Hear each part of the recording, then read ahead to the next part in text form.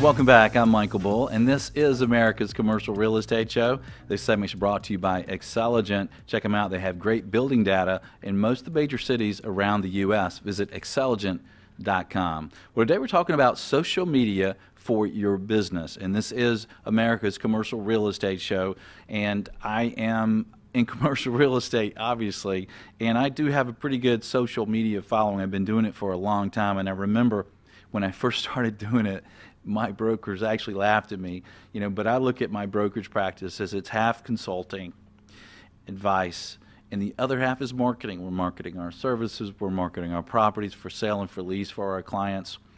So I got into it early on. I'll share just a few tips with you, and if you want to look at some of the things I'm doing, my Twitter is @BullRealty. On LinkedIn, you can just look up Michael Bull, and you can see I've got a lot of connections, a lot of followers, and I have fun. Probably my favorite social media sites are those two, but I'll share with you a few tips. My number one tip would be if you're just kind of getting started in a social media platform, kind of watch, listen, learn, kind of look, because all these social media platforms will work a little differently. What's okay in one might not be okay in the other. You might want to look at the groups and things like that and start understanding it before you start dishing out a lot of content and doing things, so that you kind of know the protocol and what works. Another tip I would give you is to share content that is interesting to your audience. Now, you may think, well, of course you do that, but think about it. Maybe you're a commercial real estate broker and you're in DC and you're an office tenant rep, and interesting things to you might involve a lot of commercial real estate, but you're really the audience you want to reach are the business leaders in DC. So you may want to share information that's interesting to them, because they might not care about real estate, but once every 5-7 years, or when they have a real estate need.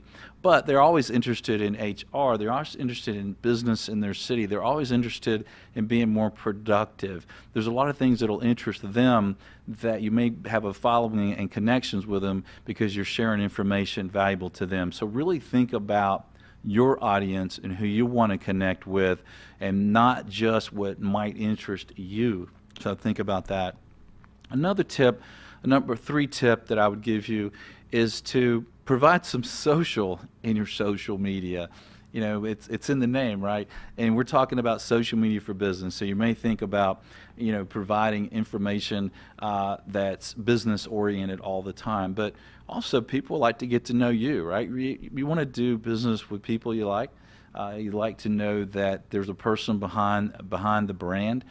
So don't be afraid to share some social things. Be careful. You want to make sure, obviously, that it's appropriate. But I wouldn't post, if you're doing business social media, I wouldn't post your political slants. If you want to do that, fine, but I wouldn't do that. But you want to do some things, post some social things so they know a little bit who you are. Number 4, I would say, is using video and using images. You think about if you're looking through a timeline and you're kind of quickly flowing through, it may be that video or picture that captures your attention and gets you involved in that post and that person and connecting with that person. So when you can, use video and use images. Number 5 tip that I would give is pay attention to the influencers in your industry. Think about connecting with them. Think about following them. Think about retweeting their information, reposting it, commenting on it. To give you an example, we post a lot of great original content from the Commercial Real Estate Show, and some folks will, some of the content will fit their audience, and they'll repost it, and they'll tweet it, and they'll comment, and I appreciate that. So I will look at their content and try to do the same thing, and it makes me notice that person. Maybe I have referrals for them or business opportunities for them. So I think it's important to look who your influencers are. Don't be afraid to share content that you didn't put out. If you think the content is interesting to your audience, then don't be afraid to share it. Also, understand the protocol on social media. Sometimes I'll watch a social media account. I'll see they'll post a great article. I'll read the article. But instead of posting that article to my audience, I'll go back and retweet or repost it from the person where I found it. It's protocol, right?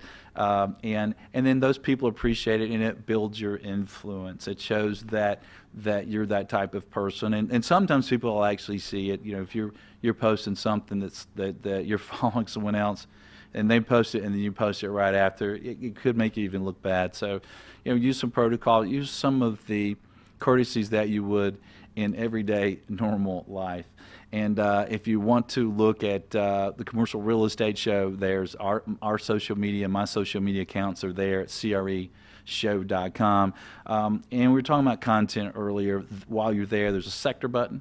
So if you're just in multifamily or you're just in single tenant net lease, you can look at content there that is specifically in your sector that if you want to look at it to share with your followers and your connections.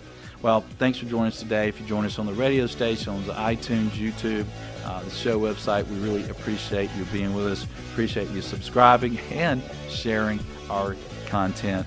Until next week, be sure that you always lead, learn, and laugh, and join us for America's Commercial Real Estate Show.